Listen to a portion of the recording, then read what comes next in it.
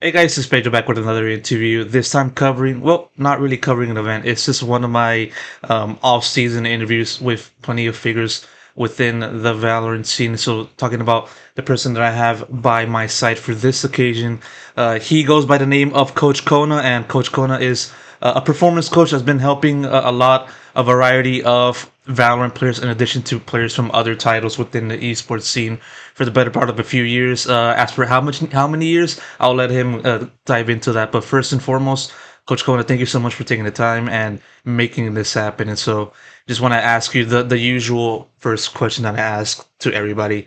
How are you feeling? Hey, well, Pedro, thanks for having me. It's a pleasure to be on these. Appreciate you reaching out as well to set this up. I'm feeling good. Excited to chat with you today. I'm excited to kind of give a bit of a lens to esports from a performance perspective, but also well-being as well. It's a space that has changed a lot from back when I used to compete, many years ago, to where it is today, and we're trying to bring more and more wellness and high performance principles to this space. So excited to talk about that or wherever else we go. No, for sure, for sure. And I know you already did a few interviews with other people within the journalism aspect, but I believe this might be the first time doing it in video. Might be wrong. You can correct me on that. But and as for me, I've been fortunate enough to talk to a few people that like are covering in an esports psychology kind of aspect. First one Hmm. was with Dan Abrams of back then a part was the guy responsible for being the psychologist for the Tundra esports squad Right. that won TI 12, and then the second one was Mind Body Esports. I'm pretty sure you're familiar with him also. Edward, Working, yeah. yeah. He at that time when I talked to him was with Nouns for TI 13. No, TI no Tundra was TI 11. The one I'm talking about right now is TI 12. So that was last year. Okay, I got my numbers mixed up. But yeah, and this is the third time I get to talk to somebody that covers that aspect. And so to kind of start everything off, performance coach, as you are someone that calls yourself as a performance coach, I just want to know exactly what it is that you exactly cover as a performance coach. What kind of things in performance that do you kind of specialize in? Yeah, no, good question. It's an interesting title, being a performance coach. Oftentimes I'll add in health or I'll add in wellness in there. So it kind of opens up the scope of practice. My background comes from traditional sports. I used to compete in soccer at a fairly high level here in Canada. And I used to be a former professional or semi-professional gamer myself in different FPS titles, dating back to Halo a long time ago, and some console Overwatch and things. But the performance side of things comes from my education. So I have a exercise or sports science bachelor's degree. I also have a master's degree, which is in it's master's of science in rehabilitation science. Where at the time I ran a bunch of studies and projects looking at performance metrics and whether that was function, whether that was strength, whether that was other performance metrics across young adults and young athletes. And then I worked in a facility for better part of a decade, which was a state of the art facility for athletes of all ages and ranges. But we were fortunate, and I was grateful enough to work with a lot of really elite and high end athletes. So there were Olympians, there were NHL players, snowboarders, soccer players from professional teams and aspiring professional teams, youth teams. And so it was a really high performance environment, really multidisciplinary environment with different practitioners in different fields. We often collaborated together. And I learned a lot throughout that part of my career. And then after that, I moved to start my own business and was doing a lot of those things for people individually. But then it came a nice opportunity to roll that into performance for gamers, for esports. So I got a chance to bring my passion of gaming and competing and being in the gaming space with my formal education and training as being a strength and conditioning and a performance coach for athletes. And so it's been about 6 years now where I've brought the high performance and performance coaching aspect to gaming. And it's that's kind of a little bit of the onset of that. I've basically been high performance coaching for about 10 years now. And now over the last few years, I've been grateful to work with, world champions, major champions, and people that have had a lot of success in the games that they play, whether that be Valorant, but also, Rocket League and Call of Duty and other titles as well. What walking or talking about the first instance that you started getting into the high performance part in the esports side of things? What was that, first initial instance like, and when did that happen, and what kind of game did you exactly cover, and who did you kind of talk to slash coach in that first instance? Hmm. Yeah, I got fortunate as I was working in this state of the art facility and place called Fortia Sport and Health back then. No longer exists due to COVID, unfortunately. But the co-founder of that entity, his son wanted to start a similar thing for esports, for gamers.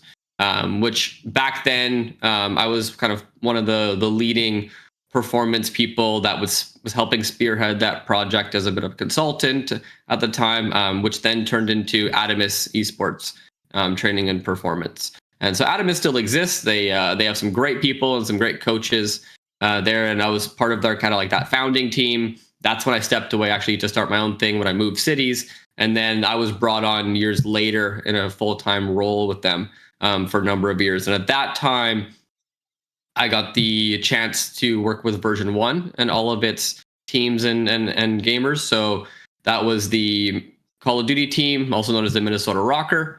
So we had some great players come through there, players like Attach, who are household names in the Call of Duty scene and have been champions and veterans for a long time, still playing, which is pretty impressive. But also the Rocket League team. And back then, we had some players come through that were quite young. So like Beast Mode, Daniel, Calm, and these guys have gone on to have some really good success with version 1, as that they won a tournament that I helped them out with back then called Gamers 8, which is now the Esports World Cup. And Beast Mode and Daniel play on G2 now and basically made every final, every major appearance final last season. So it's been pretty cool to follow players that you've worked with for a number of years and then have them continue to find success. So version 1 was a large one, and the Valorant team as well. Like, obviously, this is probably more a little bit about Valorant, and so I was pretty grateful to work with some incredible players back then, and that includes Coach Imi and Zellsis, Xander, and a bunch of players in the tier 2 scene as well. And then fast forward another year and got a chance to work with the version 1 team that was competing in the Game Changer circuit. So, Mel, Alexis, Noya, Fluorescent Sarah, Coach Effie's. I mean, that was a pretty cool team that I got a chance to work with for that year, right up until they then merged with G2 and Shopify Rebellion bought that Game Changers team, and then they went on to win the world championship there. So, yeah, I've had some luck for sure getting the opportunities that I have, but I've always felt like I've been kind of deserving of that based off of the background and the experience and the passion that I bring for gamers in this space. I think for me, what I quite love is being able to combine two passions of coaching players, coaching athletes, really trying to push the gaming space forward in a positive direction, and be able to do that with using my experience and education as well. As kind of been a neat situation for me, for sure. No, for sure. Definitely been working with plenty of players in different titles that has also been able to accumulate great results in that regard. And so, one other thing that you kind of pointed out earlier on in the conversation was just sort of your experience, not just in esports, but also like in traditional sports. And I've had this kind of conversation with Dan Abrams when I talked to him about his contribution to Tundra's TI-11 victory. And so I want to ask you, if for the sake of kind of like difference in experience, if that's the right phrase to say. What exactly did you kind of take away from those experiences?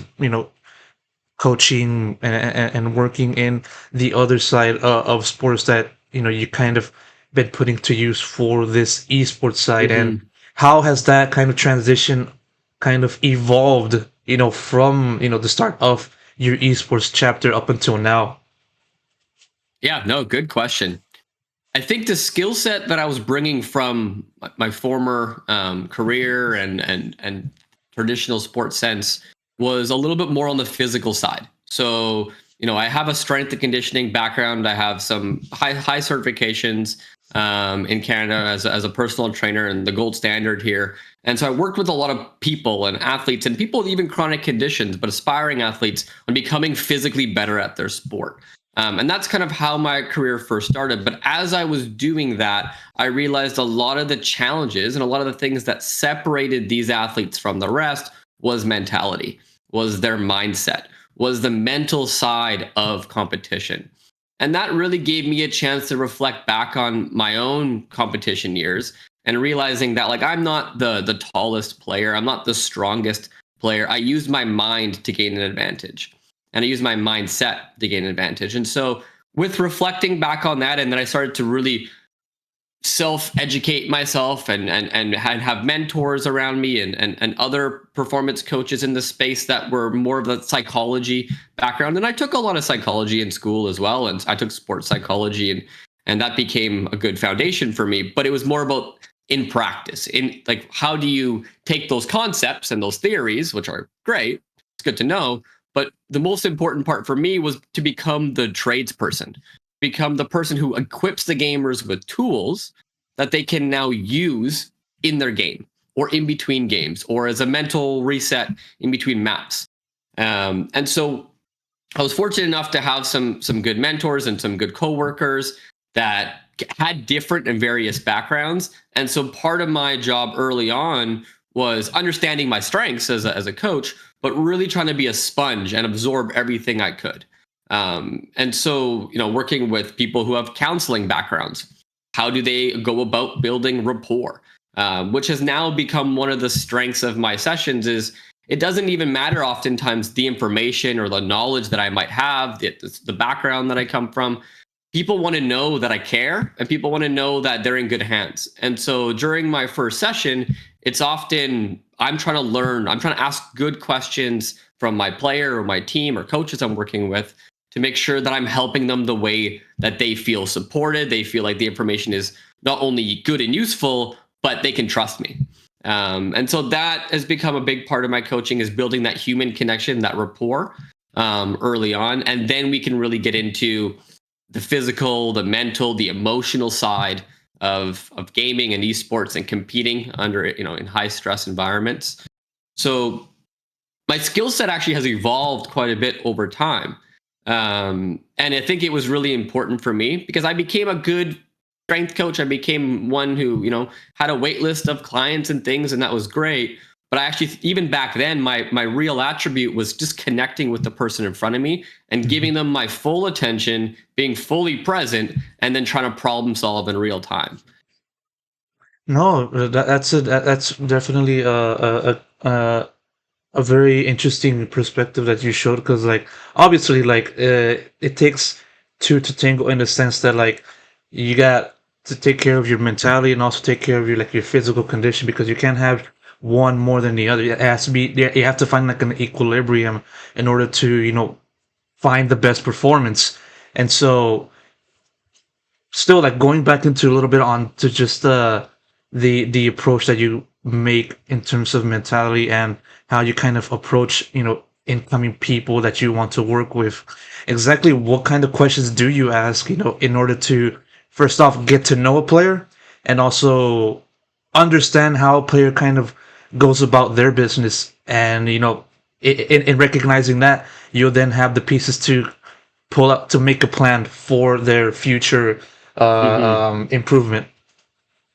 Yeah, no, it's a good question, and there's some science to it, but it's also a bit of an art. I think that's one of the big things I've learned over the years is you go to school and you learn the science, But then in practice, coaching is an art, and it's really the art of connecting with the person that you're working with or the team, in that case. And so like the services or skill set, I would say is like, leadership, whether that's me bringing a leadership presence, and sometimes that's just how you speak about things, how you ask people questions, making sure that you're checking in with them and showing them that level of care, but also setting the standard for culture and team building. If I work with a team for the first time, oftentimes that first session is going to be a values and kind of core principles session. Is I want to know the people in front of me. I want to know what they are as a team, what their team identity is. I want to know what they stand for, whether that's respect, or whether that's striving for excellence or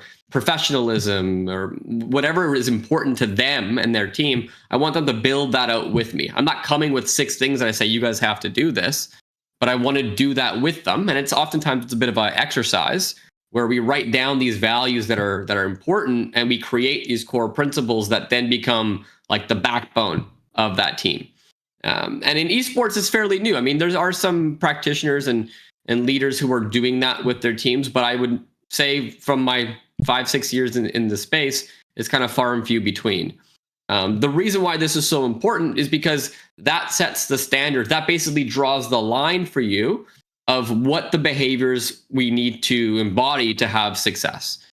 And so then you have above the line behaviors, which are people that are going and executing on that. They're bringing positive energy. They're communicating properly. They're open to feedback. They're supporting each other when they notice their teammate needs that support, or at the very least they're acknowledging good effort. Whereas you have below the line behaviors, which are things that tear the team down. They're often toxic or cancerous type things that can infect the team negatively. And those are the things that you want to call out. Those are the things that you want to hold people accountable to help lift that back up to at or above the line. And so a lot of times, performance coaching is, it's about getting the most out of your players and making sure that they have enough wellness principles to have sustained success, and counteract burnout and things like that. But a lot of times performance coaching is also making sure that the people that you have in place are there to support each other. They're there for each other. They trust each other. They understand how to communicate, how to give and also receive feedback. And those are some avenues that I think often don't go talked about. A lot of times we assume, maybe the head coach does that, or the assistant coach does that, or a team manager, and hopefully they do. But as a performance coach, I try and bring that as well, and set some of those frameworks in place to make those things a bit easier and organic too. Listening to you talk about, the above the line kind of players and attributes that you kind of look for in a given player, it reminds me of a few people that, you've also mentioned, also like Zellsis. That's a player that kind of comes to my mind when it comes to, above the line people. Because like before the start of 2024, you had people when they were looking at Zellsis joining the Sentinels, and they were like, okay, why is he going to be joining this team? Okay, we already have like Pancada and stuff. So, and Zellsis was coming off of a Cloud9 team that was just kind of close to making international play. It didn't happen. And so, that question still lingered, especially at the beginning part of 2024. But it wasn't until I actually talked to a few players from Sentinels that that gave me the realization that, okay, you gotta have people like Zellsis that can like be a motivator and just be the kind of person that can be a catalyst for a team's mentality, for a competition and for an entire season. And so, as I say that, what do you feel is the players that stood out to most to you when it comes to encapsulating the above the line feel that you are looking for? I mean, I think Zellsis or Jordan is a great example, right? Like when I worked with him back on version 1, and I won't get into the specifics of our conversation because I try and keep that confidential, of course.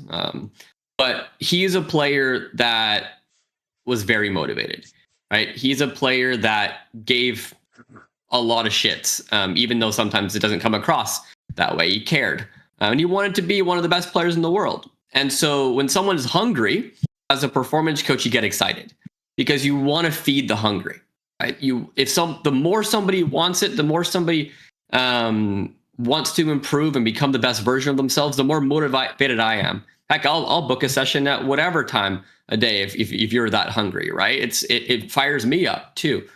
And so for him, it was about obviously becoming a better Valorant player, but it was about having and creating a positive impact always.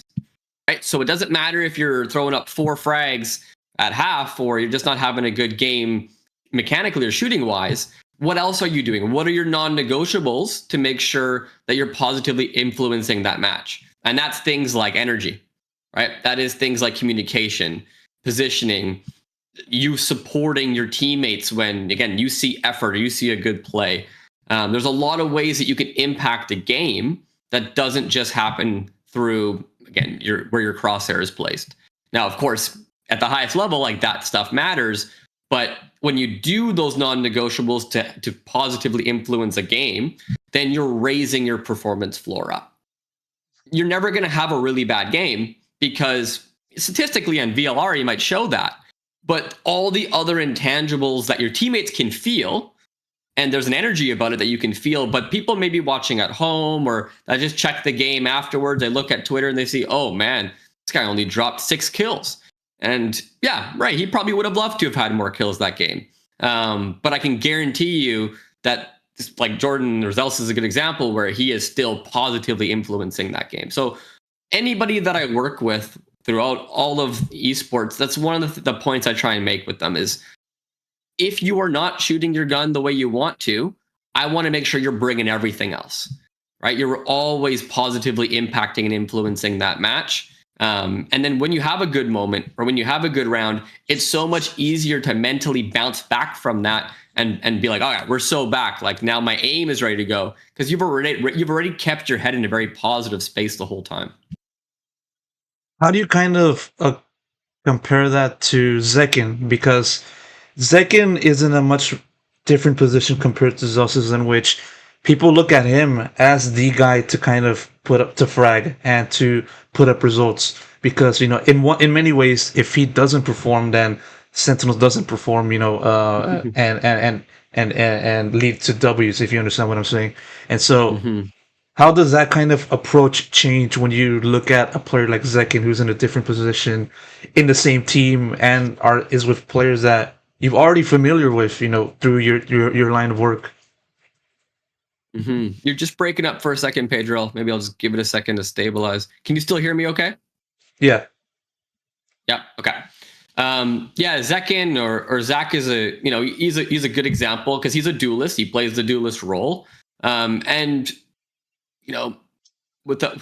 Most people in the Valorant scene expect a lot from their duelist. So there's expectations. And expectations can be a good thing because it means you're in a position where people are obviously like rooting for you, maybe sometimes rooting against you. They expect you to perform and there comes pressure with that. And it's like any sport. I mean, the all-star player on a basketball team is expected to, put up a lot of points. And with that can come extra stress and pressure. But I think a lot of these top players, they can also build themselves into a mental state where they can crave that. Their best performances come when there is something on the line. I know for zekken, he plays better when the match matters, right? Like when the match matters, he's going to bring more focus, more mental intensity. He's going to bring himself up into that excitement zone much easier. Whereas if you're just playing a ranked game and it doesn't matter, sure, he's got the mechanics and the skill set and the great decision making to carry him through it, but it's not going to have the same level of challenge point or excitement for him to get the most out of him. So I think a lot of players, by just being competitors, they learn that along the way. I mean, Zekken's a good example because he competed in Taekwondo when he was younger. He was also quite good at basketball throughout his schooling years, and obviously played on a lot of different Valorant teams as he grew into different roles, and then was on XSET and had success, and then had a very promising career ahead of him and was fortunate to be signed by Sentinels and has basically proved that he's a very consistent, if not one of the most consistent performers in the scene. And so like my credit goes to him for that. But he is also really good about, even after all this fame and success, he still makes time to sit down on a performance coaching call. He still makes time to reflect on his performances, whether they're great or maybe they're average or even poor. And he still wants to make sure that he's bringing consistency to his game, so his performance is not just a thing of chance. He's putting the odds in his favor by being consistent outside the game as well, with sleep schedules and food that he eats and gym routines and how he handles stress and things like that. So I'm super proud of him. And for a lot of people, when you have that much of a spotlight on you, being in an org like Sentinels, it can be too much pressure. But I think he's handled it pretty well. Going a little bit more onto zekken, I gotta ask you just what exactly what kind of attributes did you look for to then identify and then tweak in order to help zekken be at his best, in the critical matches? Because as you said, that's where he kind of performs best. So what exactly do you kind of look for in him throughout your time, working with him, that helped him be the kind of player he is right now? Yeah, and like I said, I want to give the credit to Zach, but we started 2 years ago now. Yeah, I guess it's been 2 years.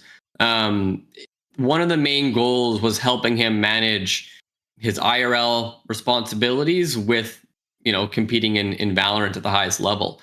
And so going through school and trying to graduate high school while also being on the road often and having homework responsibilities and different things, and really trying to make sure that time management became something that we talked about. Building better habits and better routines was something that we had to lean into to optimize his performance, but also make it sustainable throughout. And so, he was the one doing the work, and we were checking in kind of weekly throughout. But for him, he's a competitor, right? And so Zach likes to compete, and he's got the skill set. He's got a ton of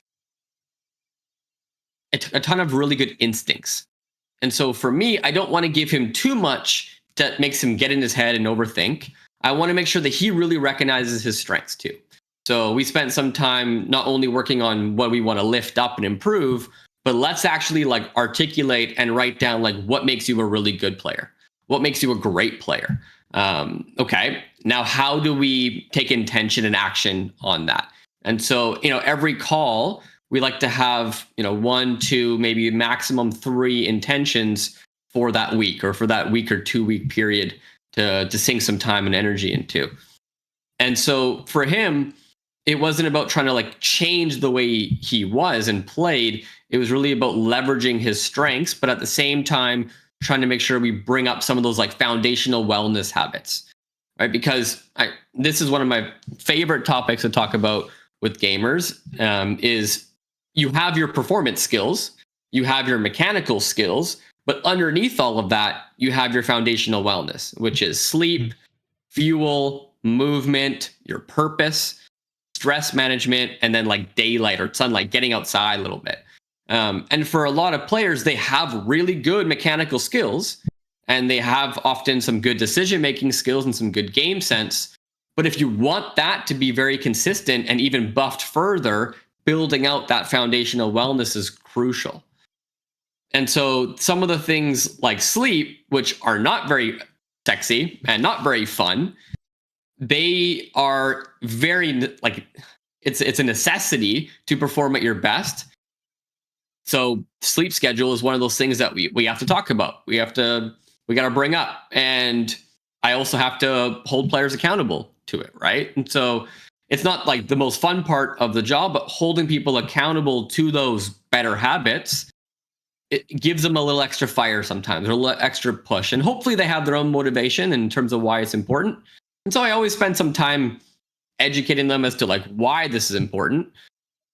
And so hopefully that helps light their own fire. But then I have to check in too and make sure that on our next call, they know we're going to be reflecting on what we talked about the previous call. And so if you didn't put any effort towards what you ate, if you went to the gym, if you went outside for a quick walk and stuff like that, then you're going to have to at least be able to speak to that with me, right? And then we can try and solve it, and I can be empathetic, but I also want to challenge these players to become better people too. From how you kind of describe it, there's a major emphasis behind a routine, establishing routine, making a routine, and continuing that routine.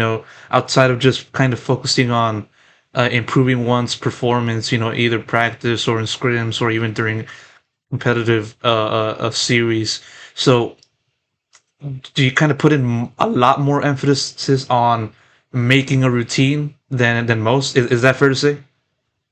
I think a routine is really important, especially given the age demographic of a lot of these competitors, right? We're talking 16 to 30, maybe a little bit older, depending on the sport, with some exceptions. But that age range, it's so easy you just finished maybe high school and now you're gaming. And so it's like naturally and community wise, so easy to stay up late, right? So stay up really late, sleep in really late.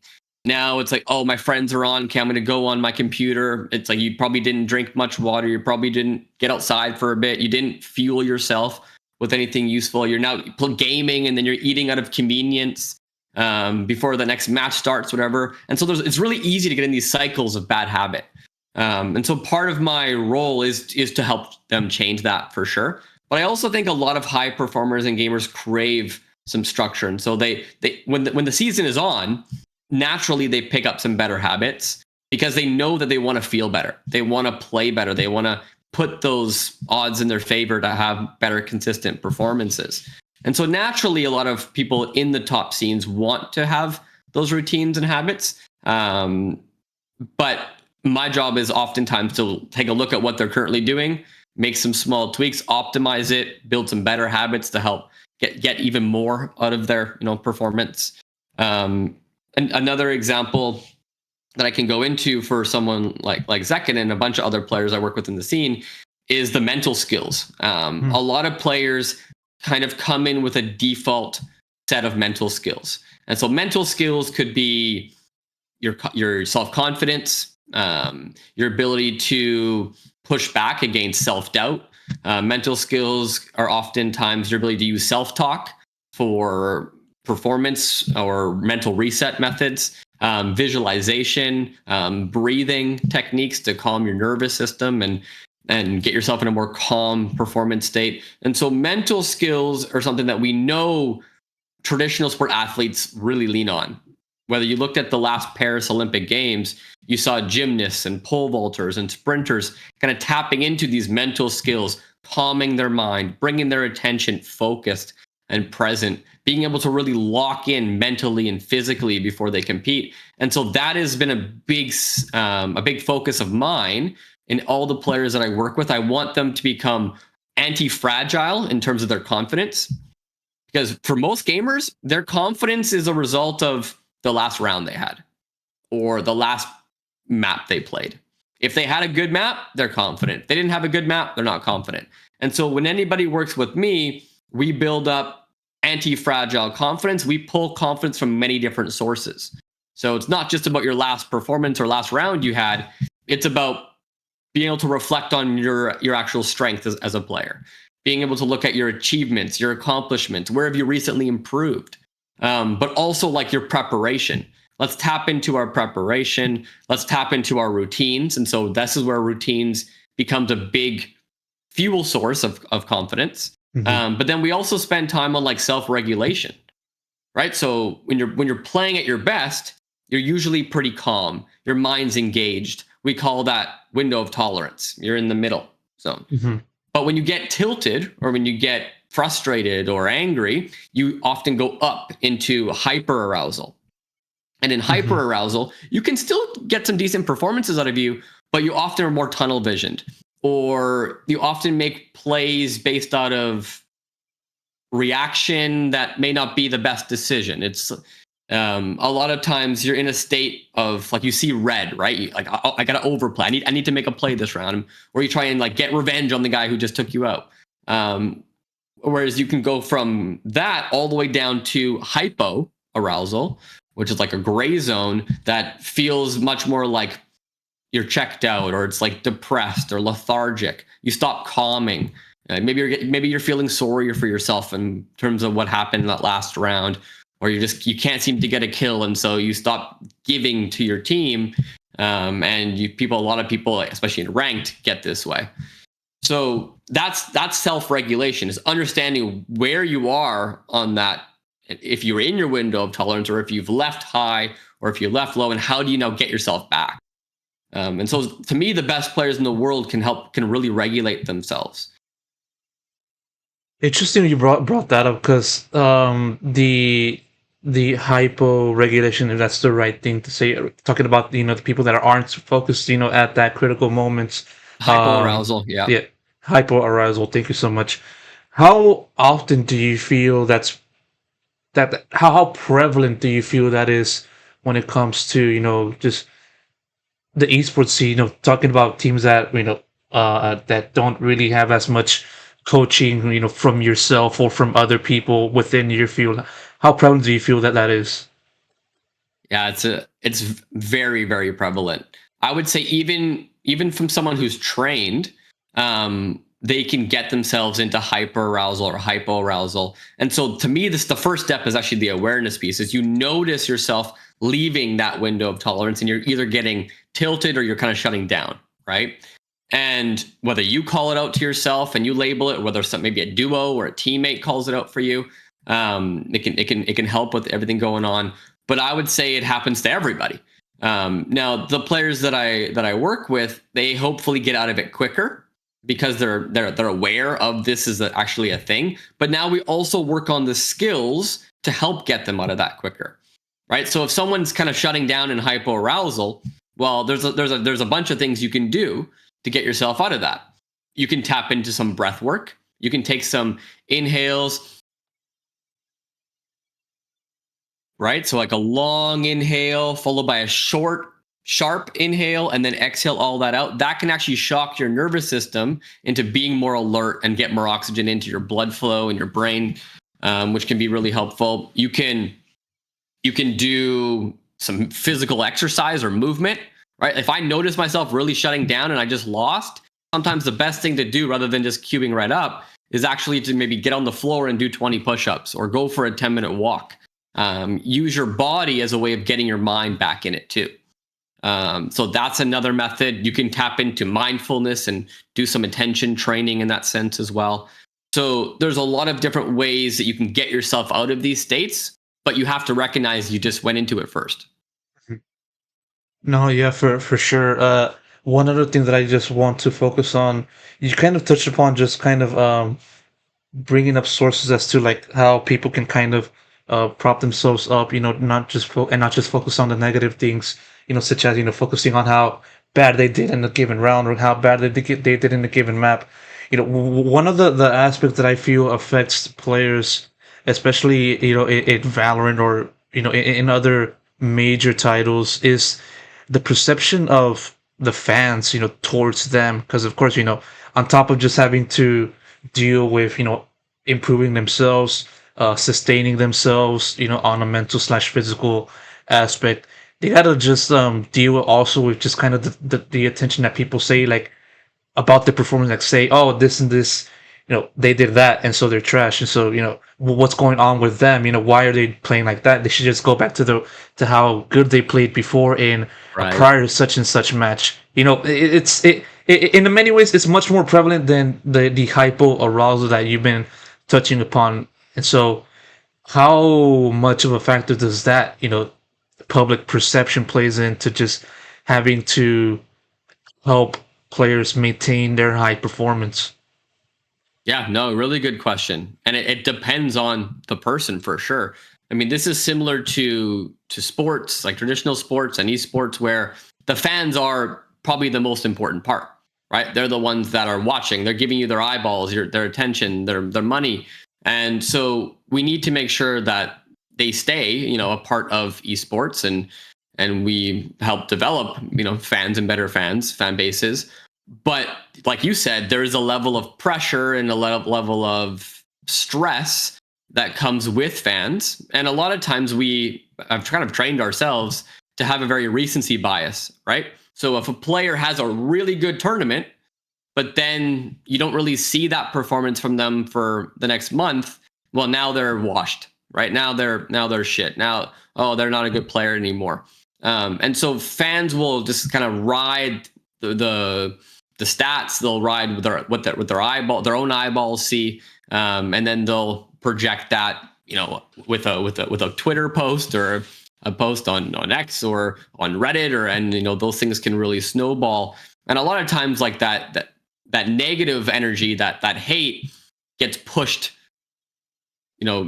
gets pushed quite a bit, right? It's a lot of times people like complaining, and misery loves company. And so, yeah, I think that is a challenge for gamers. That is a challenge for people in the top leagues. VCT being obviously a major one. Players have to learn that fans and that energy that fans can give you can elevate your performance, and it can help you get energized, and it get you excited, and it can make you feel like you're doing something that's super important, which in a sense you're entertaining thousands or millions of people. It's kind of neat. And then you have a lot of people that are inspired by it, right? Like they are also playing that game because of you, or they're also doing these habits and rocking this weapon skin that you have, and things like that. And so there's a very positive element to those fans as well. But at the end of the day, if their happiness and their confidence is dependent upon what the fans say, you're going to be super inconsistent in how you feel, but also your performance. And so we spend a lot of time really helping normalize that. We spend a lot of time helping realize that, like, your self-esteem and self-confidence comes from within you. It's evidence that you show yourself. So even if you're not playing or performing well this day or this week, right? That doesn't feel good. But can we now work on the process of getting better rather than just harping on the results? And so, of course, like, winning feels better than losing, and losing doesn't feel good. But a lot of the work that I do too is like helping players understand that losing is very much a part of competition, that fan feedback is very much a part of competition. I've had some of my teams and players be booed when they, go out on stage, or when they're playing and the crowd's booing them. I mean, when you get booed by an opposing fan base, that's like one of the biggest shows of respect from them. And so sometimes what we're actually doing is just helping normalize that for the players. We're helping them reframe it and helping them realize, oh, when I hear crowd noise, whether it's good or bad, that's energy that I can use. And so once players have had some of that experience, it becomes a bit easier. But I've done this with players who, we've prepped for their first visit on the VCT stage. And so, coming from tier 3 or tier 2, you get some decent reps. You obviously have some good mechanics, but now you have to go compete in front of a live audience for the first time on a setup that's not your own. And so there's going to be some discomfort. There's going to be some uncomfortable feelings that come with that day and that performance. And so we lay that out there for these players. We let them understand that that's going to happen. And when they have that in their expectations, it's usually much easier mentally to then deal with it. Yeah, for sure. And as you said, kind of been able to work with various players from different walks of life, from different regions, I would say, in this title specifically, and getting into just kind of talking about a different player. I want you to ask you about your experience, working with CHICHOO, the Yeah. EDG player. And frankly enough, this is probably the main reason why I wanted to talk to you in the first place, because not only is CHICHOO interesting in the sense that he just won champions, a few months ago in South Korea, but he's also a Chinese player. And if I'm wrong, you correct me on this. This might be the first time you work with a Asian player in that regard. I've worked with players from Asia in the past. Oftentimes in different esports. So I've worked with StarCraft players. I've worked with players from the Pacific region who spoke good English. I mean, I worked with Governor this past year as well, on Talon Esports, and Obviously, worked with him a little bit on Turtle Troop before that. And so working with that time zone is a little bit of a challenge. But this was truly the first time I had worked with someone who doesn't really speak the language that I speak. And I, wish I knew, Mandarin to be able to supplement that. My partner, Angela, she's fluent in English, but also Cantonese. But he doesn't know Cantonese. And so we the initial conversation was about, okay, he wants this support, especially from the mental side of preparation and focus and helping him really refine these skills. But how do we do it in a way that makes sense, and also with like the restrictions sometimes in China with what apps you can use and what websites you can use and things, there's more challenges. And so we basically have, we started working together a couple of months before Champions, and everything has been via text. So the coaching that we do is all written. And I give him resources, I give him instructions that I type out, and then he translates it. And it's the first time I've truly done that, where we're translating. And honestly, his English is not bad. When he writes to me on Discord or Twitter, it's quite good, to the point where like I think his English is much better than he gives himself credit for. But to me, he's one of my favorite players to work with, and I don't have the same maybe connection with him as I do some others, because we don't sit on a video call like I do with a bunch of other players and teams I work with. Everything's written out, but his hunger is something that really caught my attention. This is, he just won Champions, and I'm hella proud of him. And he put in that work, right? Like along the months prepping for that, I would give him something, he would do it, he would reflect on it with me, we would make it harder, we would give him new stuff. He would constantly ask me, what else do you have next for me, coach? Someone you could tell who really wanted to get better. And he's obviously a very good player. And, for him, his superpower is his focus. He is one of the best players I've worked with at focusing and concentrating and bringing his attention where it needs to be. Yet that is still a skill he wanted to elevate and improve. And so there were some strategies and some games that we did to help him with that. And, it was pretty cool watching him play at the highest level in Champions and seeing him anchor his sight and really leveraging those skills that he's built up out of the game, in practice, and now he's basically just using that Champions as a platform to show off how good his focus truly was. So that was pretty neat. The really motivating and inspiring part afterwards was he went on vacation after they won, and so I wanted to make sure I gave him time to enjoy that. And 2 weeks later, he messaged me saying, "All right, coach, I'm ready to go." And that's his initiative. Usually I follow up with players and I check in with them, see how they're doing. All right, you ready to get back on the horse again and keep working on it? He was the one who came to me. And that explains a lot, because when you think about those foundational wellness pillars, his purpose is a 10 out of 10. That is what motivates him, what drives him, and he shows that in his actions and behaviors. Yeah, because I was just going to ask you, just sort of, who reached out first? Was it you to him or him to you? Yeah, so oftentimes as part of the role that I do and the goal that I have for myself, I want to help level up gamers across the world. I want to help really positively influence their performance, but also their well-being, starting with the top levels and down. And, people on EDG, they were on my list because they were high performers already statistically, but they had never really reached that pinnacle, but they kept showing that promise. And so there was a few of them on the team that I reached out to. And CHICHOO was the one who basically said, yeah, I'm down, let's do it. And so it was my initial kind of cold message to him. We had to spend some time figuring out with the logistics of it. And then the rest is history. We've been working together, once a week or multiple times a week ever since.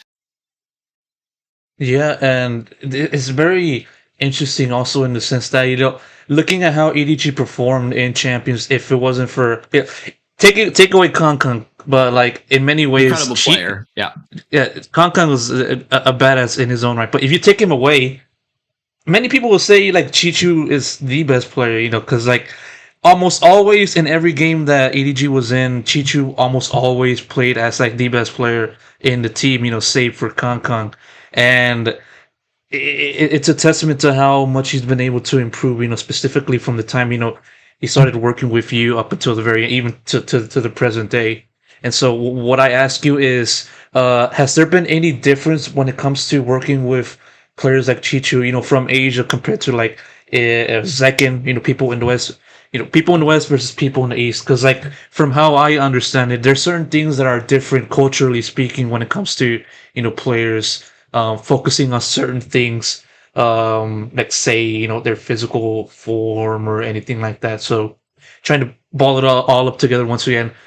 What do you feel is the biggest difference when it comes to working with these two kinds of people from different parts of the world? Hmm. Yeah, I think it's a good question. It's a tough one. Zekken's also a tough example because he has Filipino roots and background as well. So it comes from his mom Zeta, who I love a lot. She cares about him dearly, but also brings a lot of that. And through how Paul and Zeta did a great job, obviously raising Zekken, but I see some of those same principles in both of them with CHICHOO and Zekken. They're both very competitive, right? They're both very hungry. They're both wanting to work on themselves, even though they're already good. They have a certain level of work ethic and certain level of hunger that just isn't satiated with one good performance or one good result. They want more. They want to truly become the best. And so whether that is regional or cultural, it's hard to say. There's players from North America who I find have really good work ethics, but I find it's like I'm from Canada, and I've spent a lot of time in Canada and the States, and a lot of times we have like a level of like comfort here that can be not necessarily a performance buff, maybe more of a performance nerf, where we know what comfort feels like, we know what pleasures feel like, and so it's easier to just like want to do things and seek that rather than embrace discomfort, embrace things that push ourselves a bit more. Now that's not for everybody, obviously. Like there's going to be people with different backgrounds and different mental mindsets. But a lot of times we tend to seek comfort here. We don't do hard things nearly enough. And when you do hard things, or when you have great purpose driving what you do, it's much easier for you to show up every day, to get obsessed with what you do, to make sure that you're bringing your A game all the time. Whereas I find sometimes in North America, we get a little bit too entitled. And that's not to say we don't have good players and good teams and good coaches and systems here.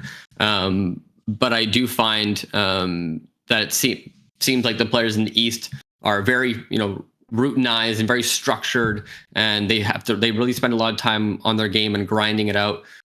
So much so that sometimes I find they don't have great systems in place for well-being, wellness, and preventing burnout. So to me, there's still work to be done on both sides. The balance that has to be met, and part of that depends on the team, the player, but also the systems that we have in place. So that's kind of like the best way I could answer your question. Yeah, I do understand that. Going a little bit back onto CHICHOO, when it comes to looking at the messages, text messages that you kind of sent to him, what were some of the biggest points that you kind of showed to him to focus on? Especially during the beginning parts of that collaboration, and has those points kind of changed? As it transpired. Like you started out with one set of points, and so from that point on, did it kind of change? And if so, what were those points?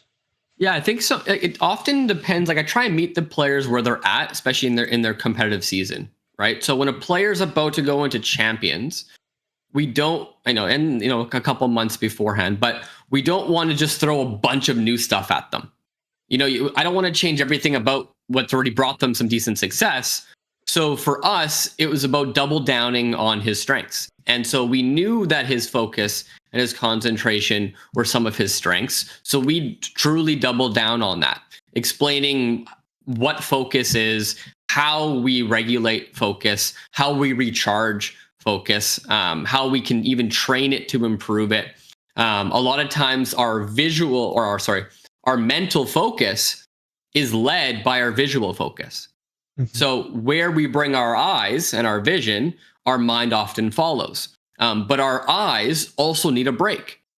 And so giving your eyes a break, like optometrists and opticians, like they've made eye doctors, they've made this very famous where they have like the 20-20-20 rule, right? So the 20-20-20 rule basically means that every 20 minutes, you take 20 seconds and you look somewhere about 20 feet away. Right. And so what that does, because your eyes are a muscle like anything else in your body. And so it gives them a chance to give the lenses and the muscles of your eye a chance to take a bit of a break. It also takes you get a chance to take a break from all the stimulation on your screen as well. And so, refreshing your eyes, refreshing your mind, learning how to take those breaks so that you can have sustained focus is really important, especially if you're playing games that matter all day. A best of 3, a best of 5, maybe back-to-back games. In some of these tournaments and brackets, your focus is one of your biggest tools. And the thing is, like, everything on your phone, everything on your second monitor, everything in your brain has the ability to distract you from that. So we talk about removing distractions, right? Like if your phone is on your desk while you're gaming, maybe the best place for it, is somewhere out of reach. And so that way it's not pinging and vibing and you're looking over and it's distracting your mind, because we know that the best performers in their esport, they keep their mind present. And so that's a conversation. There are a lot of other games and exercises that we did too. Like there's a really good tool called the concentration grid, where basically you have a grid on your screen with randomly populated numbers, and you have to go from 0, 0 all the way through to 99 in sequence. And, some of the best people that I've seen, that I've worked with, they can do that in under 3 minutes. And so like, CHICHOO was one of those who can do it under 3 minutes. And, he practiced it and, we reflect on it and see how we did. But the goal of that, sure, could be speed if you want to gamify it. But the goal is actually keeping your mind focused the whole time. So the moment you're working on it and maybe you're getting frustrated because you can't find the next number in the sequence, well, where does your mind go? Is it attacking itself? Are you getting pissed off? Do you call yourself blind? We learn a lot about ourselves when we challenge ourselves like that. And so using those learnings, refining it, practicing it on his own, refining, enhancing basically a skill that he was good at and making it a superpower for him so that he could go out there in high pressure and really tap into that strength. Yeah, for sure. I really appreciate you saying the word superpower for the model, putting in a pun right there. I love puns, and that's what I love to hear. And so, still though, if you, is there a moment in time during Champions, that you can pinpoint and say, okay, and you can tell me that this is CHICHOO at his best. This is the result of the kind of work that he and I have been pursuing. Is there a moment in time that you can kind of look at throughout the competition or say, yeah? I would check in after a match, and throughout all of the whole tournament, there was one common theme for sure from him, and it was the fact that he was feeling confident. He was truly feeling confident, and so he played his matches with confidence. If he made a mistake or there was a bad round, mental resilience, bounce back, that anti-fragile confidence, right? He would have many sources of confidence to pull from, and he was feeling good. And so the whole time he was feeling confident throughout that tournament, and it showed in the way he played. Right? He wasn't even on like Astra or Cypher or some of these agents where maybe you want to play a little safer or conservative. He would take fights and he would own his fights and he would get multi kills off of it. And he was aiming and playing like he had that confidence. And so not only did he feel it and did he communicate it to me, but he also like exuded that when he played. Yeah, for sure. And that obviously thus led to EDG's title win. Well, in one part, to EDG's title win in Champions. And so, going a little bit into another direction, it's been a good correlation, I would say, when it comes to you working with players that would go on to have, pretty decent success. You kind of already mentioned it, earlier on in the conversation when it came to introducing yourself. But one aspect that I want to focus on is exactly what exactly do you kind of look for in a player when before you start working with them, and you kind of have like maybe a mental checkbox that you feel after they kind of check off everything in your list, you could say, okay, they would be it would be good for them to kind of have my help and see them improve further. Hmm. So what do you kind of look for in a player that would then you feel would require your help? Yeah, no, great question. And this goes back all the way from when I was first starting my career working with athletes to where it is now. I mean, you want someone who's motivated, right? If they come with their own motivation, that is really helpful. That is not like it's what I was saying before. It's like feeding the hungry, right? When you have a player who's hungry, and that could be hungry to win, that could be hungry with their own set of goals, that could be hungry to become the best version of themselves. That motivation makes my job much easier. When you work with teams, you don't often get to choose the players that you work with. You work with everybody. And so part of that has been great for me too, because now I have to also adapt and evolve my own coaching.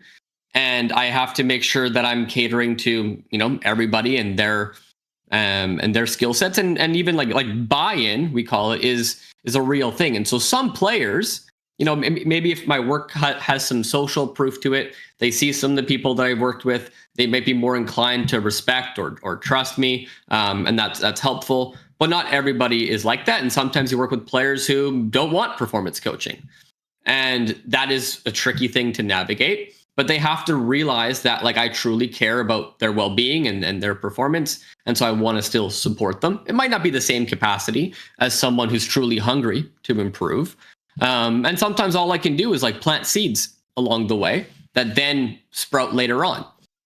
But that's why like this job is interesting, is sometimes you work with a player for a year, sometimes you work with a player for 2 years, and then they go on to a different team and then they have success. And you're not directly a part of that, but you're so happy for that player because you got a chance to play a small role in their development journey. So there's a range of player types that I work with. I think the ones that I truly seek out, that I often like to message and try and work with, are the ones who already have some type of mechanical talent, where they've showed that they can move, they can shoot, they can make some good decisions, they have talent. And now when a player has talent, if I can bring in good routines, I can optimize their systems, their performance, I can bring in that foundational wellness piece and get them into kind of like a really strong high performance mindset, I know I can make that player even better. And so to me, that's like, if you have talent and then are willing or at least interested in learning how to learn and work hard and combine those two together, that's where I find these players have a lot of success. Which player do you feel like kind of? Well, I want to put it into a two-part question. Which player do you feel you had like the biggest like challenge in working with, and also like which player kind of stood out to you the most? Or it could be a team as well, because you sometimes work with teams. So Yeah, I mean, it's a tough one to answer. I mean, I've been fortunate that most people that I work with are pretty respectful of what I bring and do, and they will listen, or at the very least try it. There are definitely sometimes on teams, especially earlier on in my career, where maybe a player, maybe I challenge them too much, or maybe I expect too much out of them, and I don't phrase it in a way that is, maybe they're not ready for it, right? I've had it before where a player was looking to take on the IGL role, and I really wanted to challenge them to become a better leader. And this is what I really felt leadership qualities were, and what they could really buy into. But I think with all the other things going on and how early it was in their career, it might not have been, the best time for that conversation. Maybe more support would have been better than trying to challenge those skills. So I'm not going to necessarily drop any names here, it's okay. but it's one of those things where you do right, and rather than saying, oh, this player's not coachable, what I've learned to do too is, okay, how can I adapt how can I up level myself so that I can still benefit them? It might not be exactly how I want. It might not be to the capacity that I want, but can I still support them and respect that they maybe aren't ready for that level of performance coaching, optimization, that support right now? But I still want to, be there for them when they need. And so that's actually happened quite a bit too, where I will reach out to people. They're doing fine. I think that's one of the biggest myths is a lot of times people don't want a performance coach when they're feeling fine and doing well. It's like, oh, well, I'll call you when things are bad. Well, I mean, the best time to work on your roof is not when it's raining, but when it's sunny, right? And so we want to make sure that we're working on our mental skills and our performance skills and physical skills and these wellness routines and having these all in place to make you a better person and player and make you more resilient so that you can counteract that. But a lot of times teams and also players kind of treat you like the ambulance at the bottom of the hill. Like, oh, I have a problem. Now I'll reach out. And I'm happy to help a player out with that. And sometimes that is actually how you get the trust and the buy-in is you help them with their immediate problem and then they realize, oh, you can actually help me with a lot more things I just didn't want to ask because I was doing good. And so that's happened before too, where players will reach back out after 6 months or a year, and then now they're willing to work on themselves, willing to work on their mental game and their foundational wellness and things, and now we can really have a more holistic impact. Yeah, for sure. Got a few more questions to ask before because I do Sure. understand we have a limit, so I'm gonna try to respect that. And so, talking about just sort of the attention towards esports psychology or sort of health performance, I feel has been having a much bigger presence within the past, like I would say, decade, compared to back then. Because back then we just sort of the Wild West kind of days where just people say get good, and then that would be the issue, or that would be like Right. the resolution behind. Just play more, bro. Yeah, exactly. But now we're seeing people like yourself, people like Edward, people like other people that I can't really seem to mention about just having more importance towards improving one's wellness, improving one's routine, mental, physical, all that stuff. How have you kind of seen the general perception, gradual perception of more importance towards these things from the time you started up until the present day? Yeah, man. I mean, that's something I'm happy about. It's one of those things where back when I was competing in Halo 2 and 3, it was about going to school, getting off and gaming. And it didn't matter what you were putting in your body, whether that was Doritos or Mountain Dew to get the double XP in Call of Duty that weekend.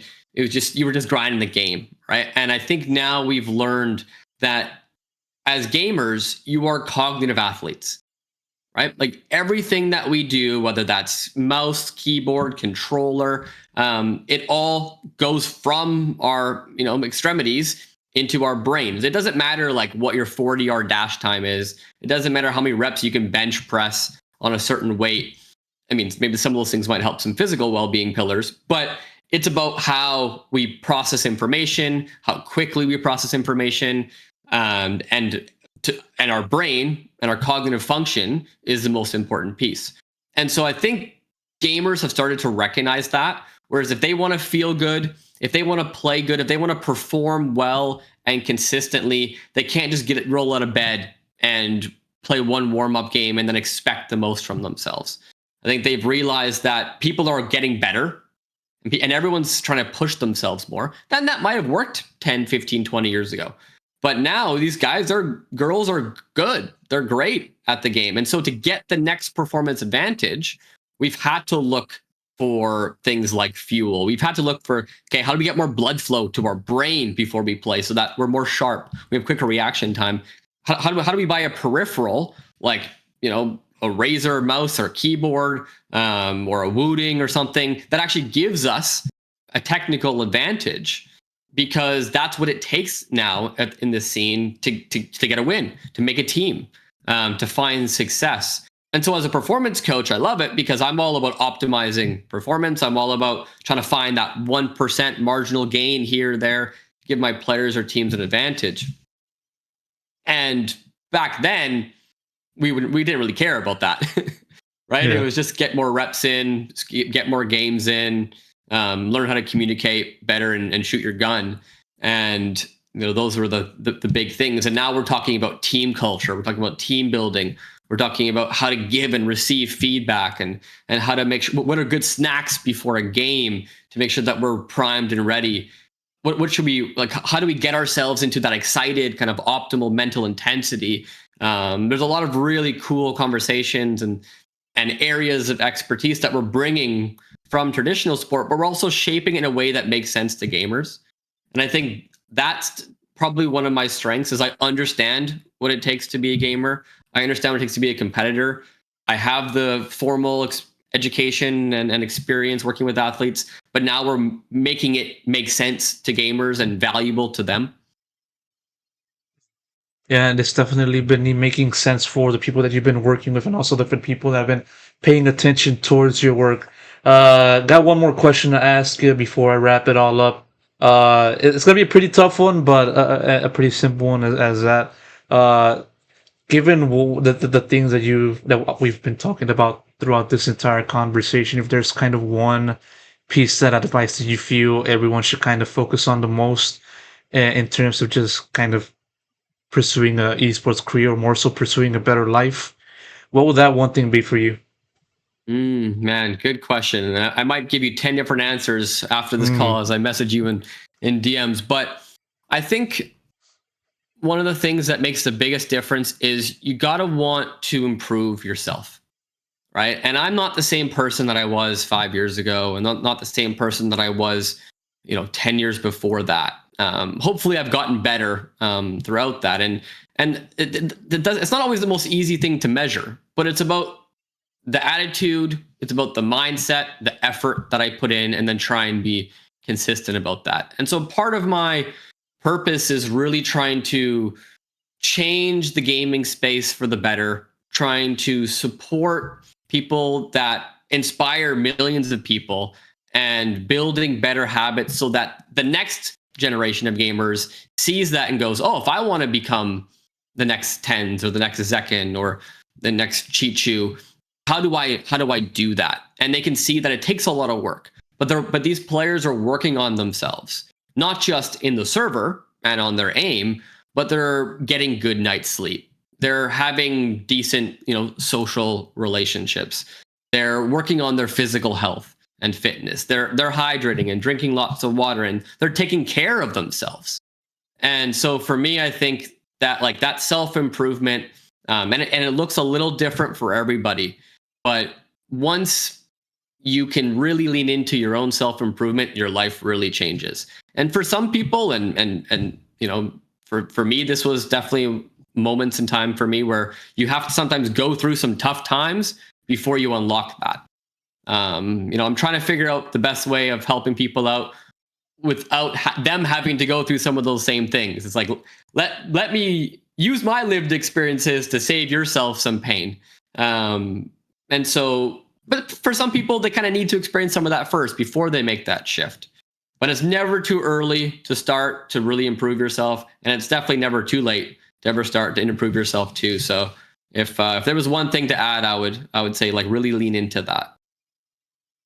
no, for sure. Hopefully, everybody can listen to this and put it to good use for their lives. And Coach, gotta give my thanks to you for making this happen and giving me a chance to talk to you about your experience, your collaboration with plenty of players that we've been talking about, and also the kind of things that you will be looking to continue long into the future. So thank you so much.